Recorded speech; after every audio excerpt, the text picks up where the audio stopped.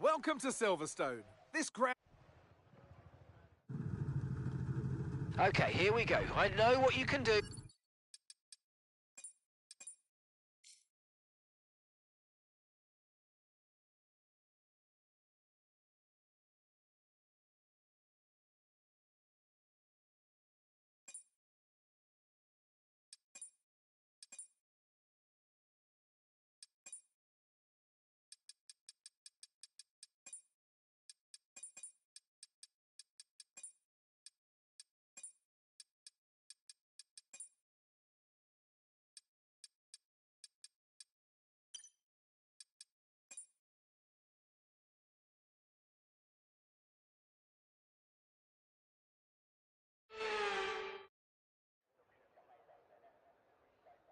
Welcome along, everyone, to Silverstone. Britain has returned the highest number of F1 World Champions of any country that's taken part in this glorious sport. We take our racing very seriously here, as you can tell here today, at the British Grand Prix.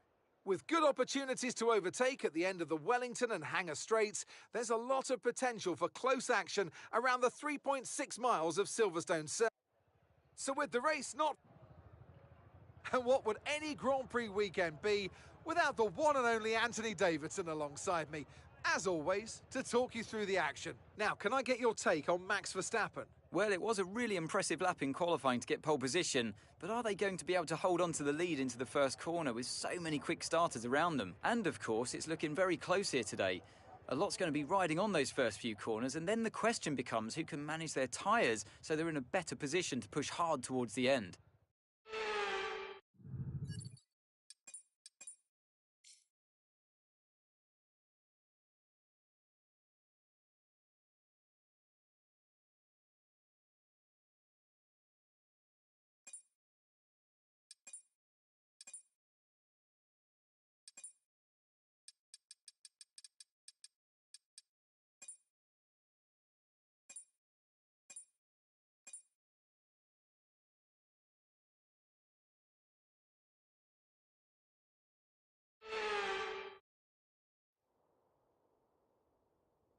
The hills are alive with the sound of engines. It's race day here at the Austrian Grand Prix.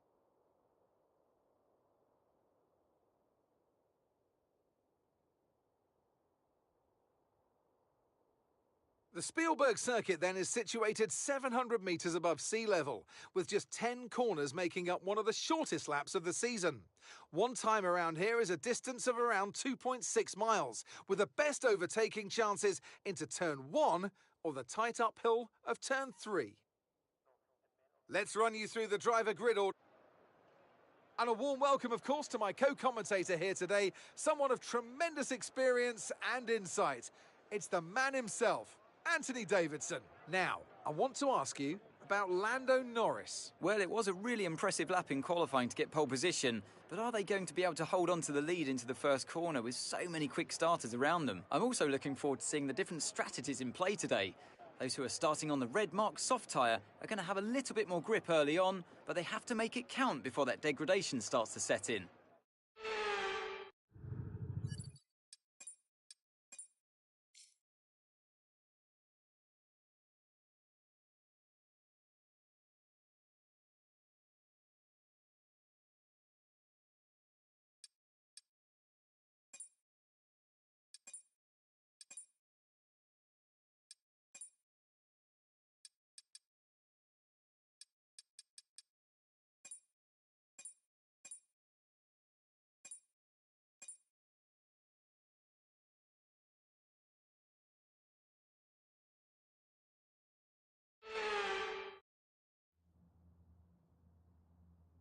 You can feel the tension in the air as we move into race day here in Monaco. It's a track that requires the full...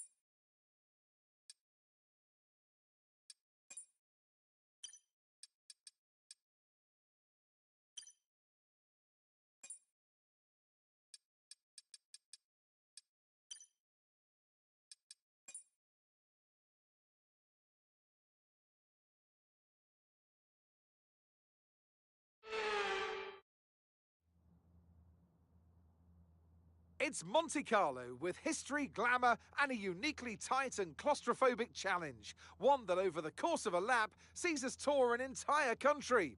Welcome along to the Monaco Grand Prix.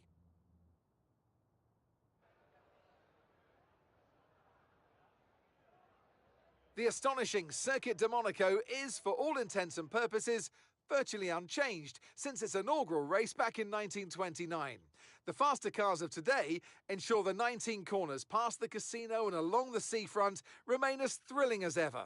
A 2.1-mile lap here takes us around an entire country, yet never more than inches from the race-ending barriers. Let's run you through the... Anthony Davidson joins me once again in the commentary box, and it's fantastic to have you with us here, but I'm curious, as a man with experience out on the track, how do you stop those pre-race nerves from becoming overwhelming when you're lining up on the grid? Well, I imagine they'll be starting to feel the adrenaline as they anticipate the run down into turn one, a bit like preparing to go into battle. The unknown situation will bring nerves, but that's a good thing. It will keep them focused on the moment and on their surroundings as we build towards the start of the Grand Prix.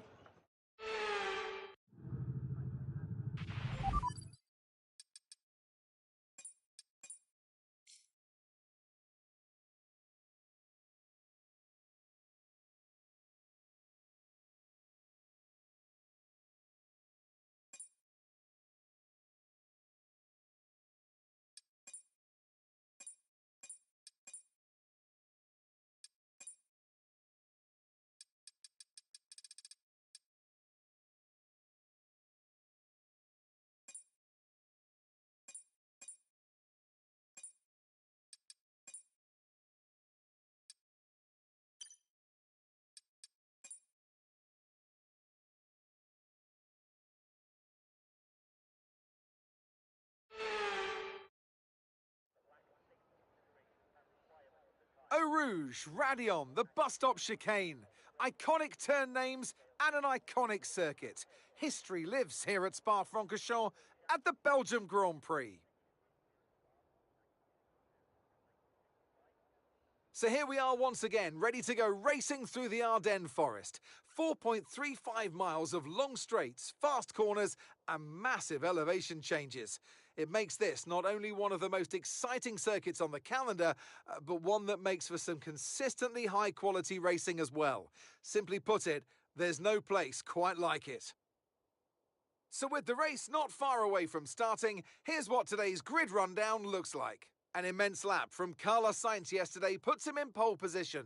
And starting next to them is George Russell. Moving on to the rest of the grid, we have Oscar Piastri, Fernando Alonso, Hamilton, Perez, Norris, Stroll, Verstappen, Leclerc, Albon, Ocon, Magnussen, Gasly, Sargent, Hülkenberg, Zhou, Tsunoda, Ricciardo, and Valtteri Bottas begins the race from the back of the grid. That's it then, it's time to go racing as we head down trackside for today's race. Anthony Davidson is with me once again to take you through today's action. And we have plenty of twists and turns to come over the next hour or so, I'm sure. Why don't we start by talking about Carlos Sainz? Well, it was a really impressive lap in qualifying to get pole position, but are they going to be able to hold on to the lead into the first corner with so many quick starters around them? And let's see who's able to keep their tyres in that temperature sweet spot early on. You've got a great tyre warmer underneath your right foot, and the drivers need to make the most of that on the formation lap, lest they see themselves skating wide at turn one on cold rubber.